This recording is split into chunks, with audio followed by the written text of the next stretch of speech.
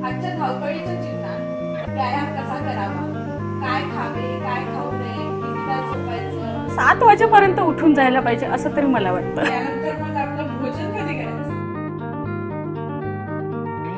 नमस्कार, स्वागत आहे तुमचं द वेलफेअर स्टेटच्या YouTube चॅनलवर.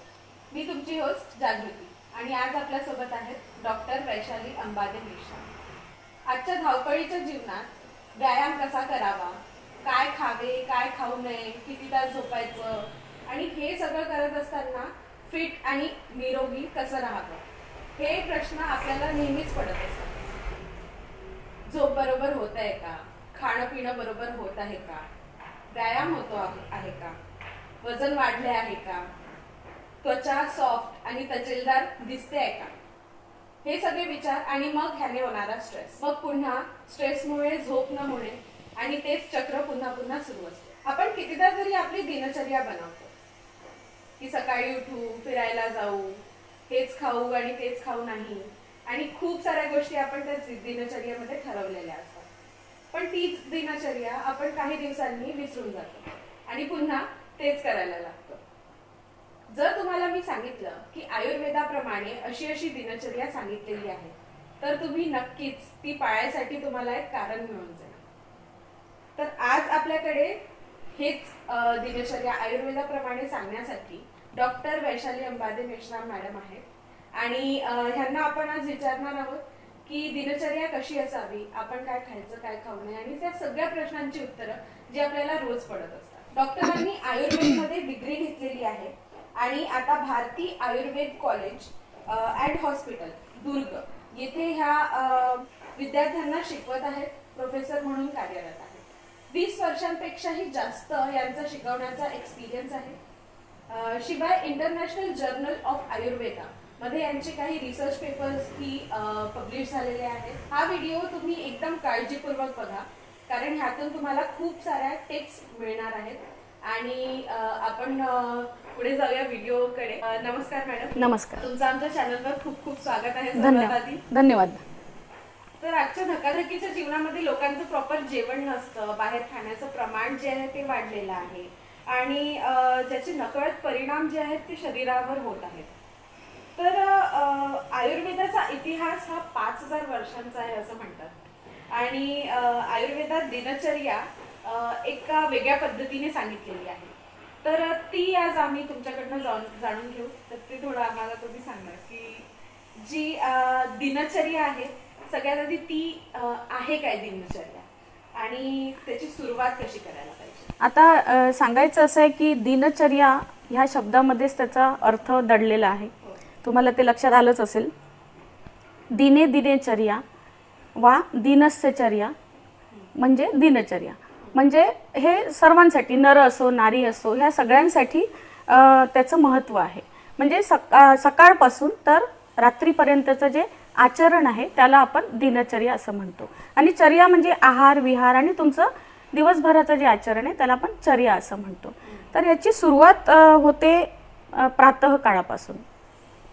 आता प्रातःकाळ म्हणजे कोणता काळ, तर प्रातःकाळ याला आयुर्वेदात असं म्हटलंय की ब्राह्मे मुहूर्ते उत्तिष्ठेत, म्हणजे ब्राह्म मुहूर्ताला उठायला सांगितलेलं आहे. पण आज आपण बघतो तर बरेच लोक रात्रभर जागरण करतात आणि दिवसा बराच वेळपर्यंत सूर्य निघाल्यानंतर माध्यान्हावर आल्यानंतर ते उठतात. असं बरीचशी मी अशी जीवनशैली बघितलेली आहे. म्हणजे दिवसाची अशी शैली त्यांची असते, पण ते आपल्या शरीरासाठी फार अहितकारक आहे. तर ह्यासाठी आपल्याला ब्राह्ममुहूर्तावर उठायचं आहे. आता ह्या ब्राह्ममुहूर्ताला ब्राह्ममुहूर्त असं का म्हटलेलं आहे, तर त्याच्या मागे पण एक कारण आहे की ह्या मुहूर्तावर काय करायचे, जे योगी लोक होते ते उठून ध्यानधारणा करायचे आणि विद्यार्थी हे ज्ञानार्जन करण्यासाठी अभ्यास करायचे, म्हणून या मुहूर्ताला ब्राह्ममुहूर्त असं म्हटलेलं आहे. आता ब्राह्ममुहूर्त म्हणजे नक्की कोणता मुहूर्त, तर ब्राह्ममुहूर्त म्हणजे रात्र अजून 4 घटका शिल्लक आहे अशी वेळ. म्हणजे आपण त्याला म्हणू, आपण समजा सूर्योदय समजा 6ला होत आहे, तर आपण 4 ते 5च्या दरम्यान उठायला पाहिजे. प्रातःकाळी उठायचं, तर काही ग्रंथकारांनी असं सांगितलेलं आहे की प्रातःकाळी उठावे फक्त, म्हणजे असाच उल्लेख आहे ग्रंथांमध्ये. तर काही लोकांनी असं सांगितलेलं आहे की पूर्वी खाल्लेल्या, म्हणजे जसं रात्री खाल्लेल्या अन्नाचे पचन झाल्यानंतर उठावे, असं पण वर्णन ग्रंथांमध्ये उपलब्ध आहे. प्रातःकाळ किती वाजता असू शकते? आता बघा, काही लोक 6ला उठतात, काही लोक 7ला उठतात, तर 7 वाजेपर्यंत उठून जायला पाहिजे असं तरी मला वाटतं. आता ब्रह्ममुहूर्तात उठलो आपण, पण त्यानंतर काय करायचं? बरं, आता अजून एक सांगायचं म्हणजे थोडं मागच्या प्रश्नाकडे जाऊया की हा जो नियम आहे सकाळी उठण्याचा, तर हा फक्त स्वस्थ व्यक्तींसाठीच आहे. इथे समजा रुग्ण असेल किंवा खूप वृद्ध किंवा बालक असेल तर ह्या लोकांनी थोडं उशिरा उठलं तरी चालेल. ठीक आहे.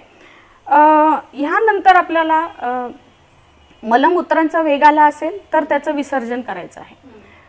ह्यामध्ये वेग हा शब्द असा आहे की वेग आला तरच विसर्जन करायचं आहे. उगाच जबरदस्तीने कोणतीही गोष्ट करू नये.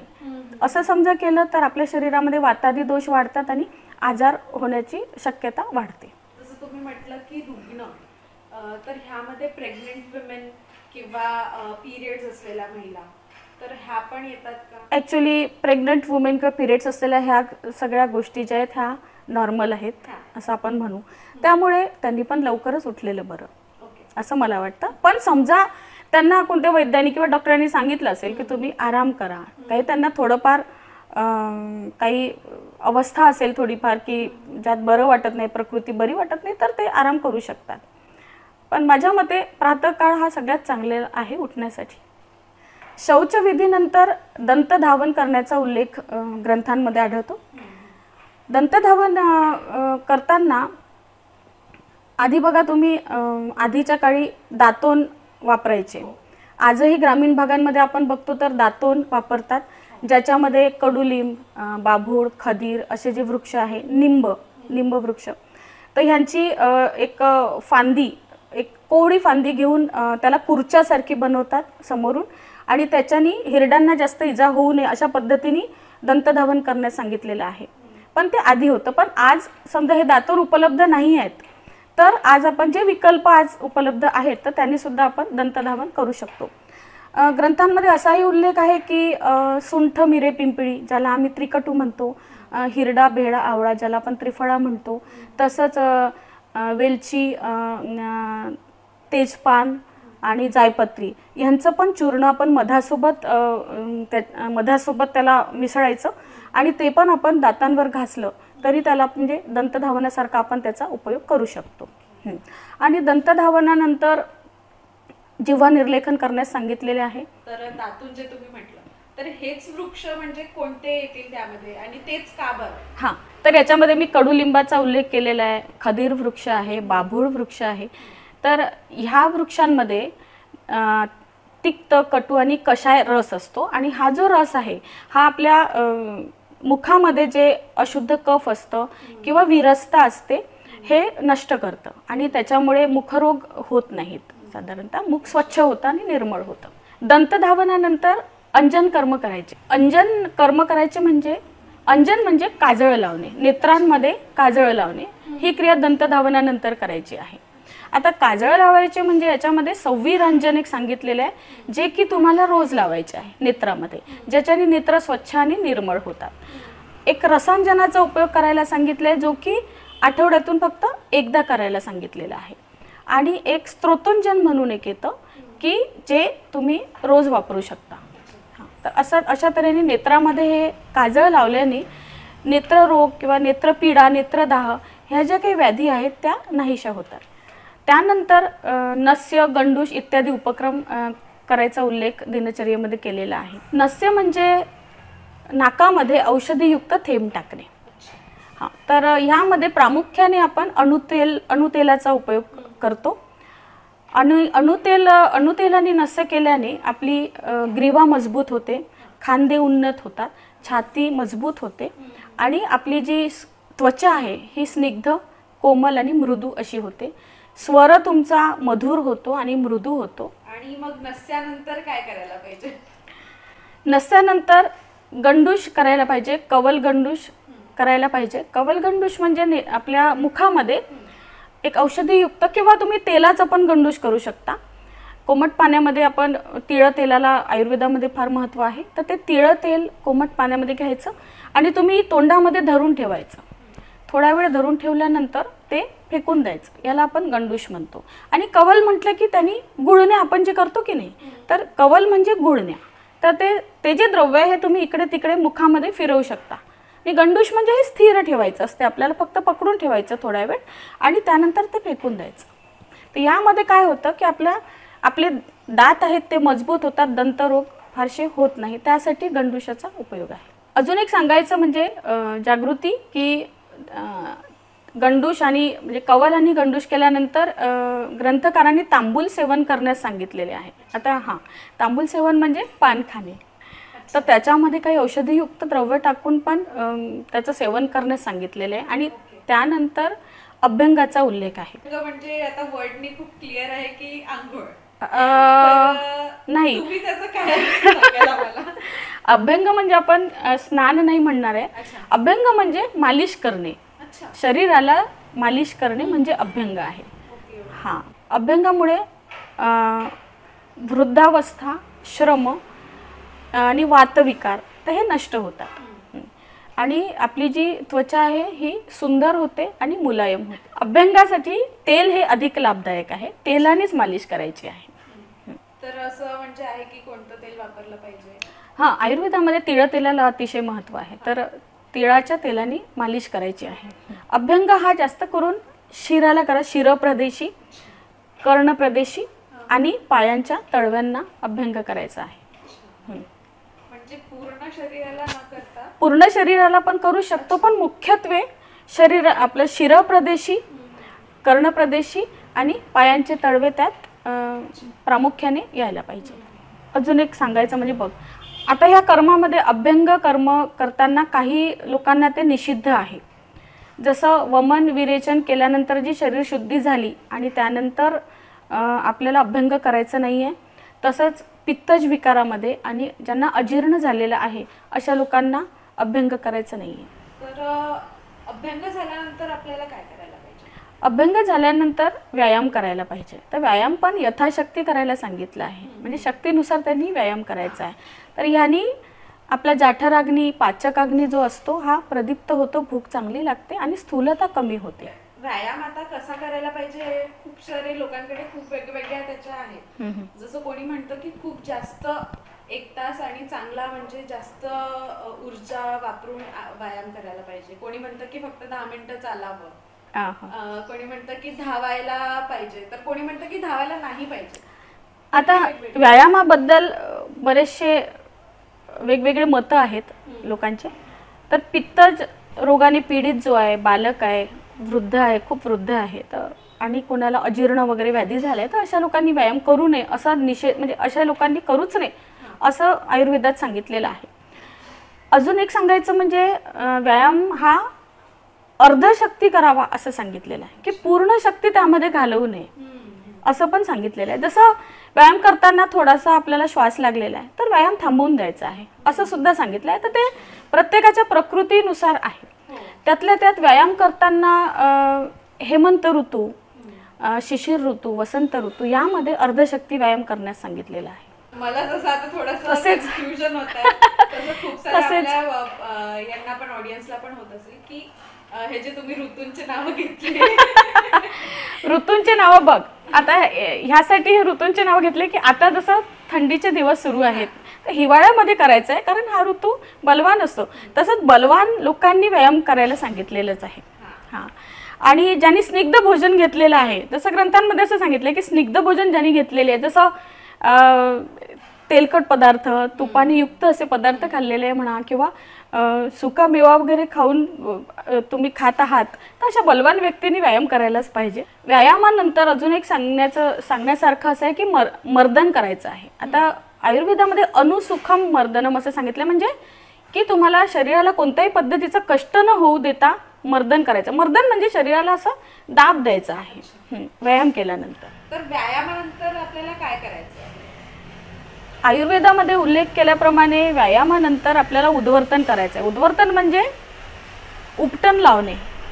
उपटन लावणे म्हणजे जसं आपण चण्याच्या डाळीचं पीठ, बेसन ते घेऊ शकतो, किंवा आपण सरसोचं पीठ घेऊ शकतो आणि त्याच्यामध्ये आपण तेल मिक्स करून किंवा थोडीशी हळद मिक्स करून आपल्याला ते शरीराला त्याच्याने उपटन लावायचं आहे. याच्याने आपल्या शरीराला सुटपोत्या पडत नाही आणि आपलं जी त्वचा आहे ही मृदू राहते, स्निग्ध राहते. उद्वर्तनानंतर आपल्याला स्नान करायचे, पण रोज स्नान केल्याने बल वाढतं, मनाचा उत्साह वाढतो, भूक चांगली लागते. हे सगळे स्नानाचे फायदे आहेत. आणि स्नान कोणत्या पाण्याने केलं पाहिजे आपण? स्नान आपण शिराच्या खाली, म्हणजे शिराच्या खालचा जो प्रदेश आहे, अधः काय ज्याला म्हणतात, तर हे गरम पाण्याने करावं, कोमट पाण्याने. आणि शिर प्रदेश, वरचा जो प्रदेश आहे, हा थंड पाण्याने स्नान करण्यास सांगितलेला आहे. पण समजा आपण शिर प्रदेश गरम पाण्याने स्नान केलं तर ही दृष्टीची हानी होते असं सांगितलंय, आणि आपल्या केसांची सुद्धा हानी होते असं सांगितलं. तर हे सगळं आता आपण केलेलं आहे, आणि त्यानंतर मग आपलं भोजन कधी करायचं? सगळ्यात महत्वाचं आहे ते. तर भोजन हे स्नानानंतर भोजन करायचे आहे. तर पूर्वी खाल्लेलं अन्न पचल्यानंतरच भोजन करायचं आहे, आणि भोजन पण हे मात्रेमध्ये करायचं आहे. हलकं आणि सुपाच्य असा आहार घ्यायचा आहे. तर खूप म्हणजे म्हटलं जातं की ब्रेकफास्ट खूप हेल्दी करायला पाहिजे, पण आयुर्वेदामध्ये तरी कुठेही न्याहारीचा उल्लेख नाही आहे. सकाळी उठल्यानंतर त्यांनी हे सगळे कर्म झाल्यानंतर त्यांनी सरळ भोजन करायला सांगितलेलं आहे. भोजनानंतर सर्वांनी धर्म कार्य करायला सांगितलेलं आहे. तर धर्मकार्य याचा अर्थ असा आहे की सगळ्या लोकांना, सर्वसामान्य जनतेला असं वाटतं की आपल्याला सुख मिळावे, आपण आनंदी राहावं, तर त्यासाठी त्यांनी धर्मकार्य करायचा उल्लेख आहे.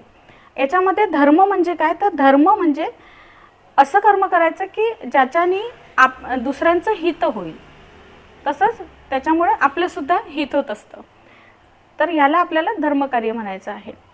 आणि ह्यालाच आपण सदाचार सुद्धा म्हणतो. आचार्य चरकांनी याला आचार रसायन म्हटलेलं आहे. आणि आपण जिथे अर्थार्जन करायला जातो, काही लोकांचा धंदा आहे, काही विद्यार्थी ज्ञानार्जन करण्यासाठी शाळांमध्ये जातात, काही लोक नोकरीसाठी बाहेर पडतात, तर त्या ठिकाणी सुद्धा साधारणतः वागताना आपलं आचरण हे चांगलं असायला पाहिजे, सदाचरणाने वागायचं आहे असं सांगितलं गेलेलं आहे. तसेच पापकर्मांचा त्याग करायचा आहे.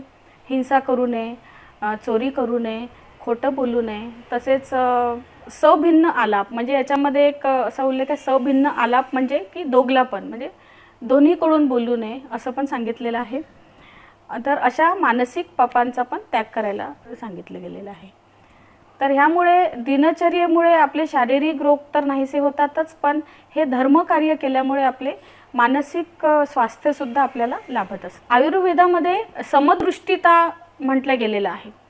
समदृष्टिता म्हणजे सर्व प्राण्यांप्रती समानता करायला सांगितलेलं आहे. म्हणजे सगळ्या प्राण्यांना आपण समानतेने पाहायचं आहे. कोणी खूप मोठा किंवा कोणी खूप छोटा असं त्याचं आचरण नसावं. सर्वांचा सन्मान करायचा आहे, सर्वांवर उपकार करायचे आहेत, आणि आपलं जे भाषण आहे, आपण जे बोलतोय ते मधुर भाषण आपलं असावं. तसंच इंद्रिय व्यवहार विधी असा एक ग्रंथांमध्ये सांगितलं गेलेलं आहे. इंद्रिय व्यवहार विधी म्हणजे आपले जे ज्ञानेंद्रिय आहे, जसं नेत्र आहे, कर्ण आहे, तर यांचं जे कर्म आहे त्यापासून त्यांना थांबवू नये. जसं नेत्रांनी आपण बघतो, कानांनी ऐकतो, तर ह्या सगळ्या ज्ञानेंद्रियांचे जे कर्म आहे हे थांबवू नये. त्यांचं कर्म त्यांनी दिवसभरात केलं पाहिजे. सर्व धर्म समभाव ठेवायला आयुर्वेदात सांगितलेलं आहे. कोणत्याही धर्माचा अतिलोभ करू नये किंवा कोणत्याही धर्माचा विरोध करू नये. ठीक आहे, म्हणजे एकंदर आपल्याला मध्यम मार्ग आचरणात आणायचा आहे. आपली दिनचर्या तर झालेली आहे, म्हणजे भोजन केलं, आपण धर्मकार्य केलं, पण रात्रीचं काय, म्हणजे रात्री आपल्याला दिनचर्या सांगितलेली आहे का काही, की रात्रचर्या असं काही सांगितलेलं आहे.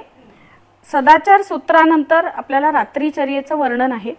सायंकाळ झाल्यानंतर आपल्याला हलके अन्न खायचे आहे आणि हितकर भोजन करायचे आहे, आणि जेथे शांतता आहे अशा पवित्र ठिकाणी आपल्याला अंथरुणावर निजायचे आहे. तर ही झाली थोडक्यात रात्रीचर्या. तर आज डॉक्टरांकडून आपल्याला खूप महत्त्वाची माहिती मिळालेली आहे, आणि त्यांच्यासोबत बोलून खूप मजा पण आलेली आहे आम्हाला. आमच्या प्रेक्षकांचीही अनेक गैरसमज दूर झालेले असतील, आणि त्यांनाही ह्या टिप्स ज्या आहेत आणि ही जी माहिती आहे ती खूप कामी येणार आहे असं मला वाटतं. तर तुम्ही पण आम्हाला नक्की कळवा की तुम्हाला हा व्हिडिओ कसा वाटला ते, आणि तुमचे पण जर काही प्रश्न असतील तर ते कॉमेंट्समध्ये नक्की लिहा. अशाच नवनवीन व्हिडिओसाठी आमच्या द वेलफेअर स्टेटच्या चॅनलला सबस्क्राईब करा नक्की. आणि ह्या व्हिडिओला लाईक आणि शेअर करायला विसरू नका.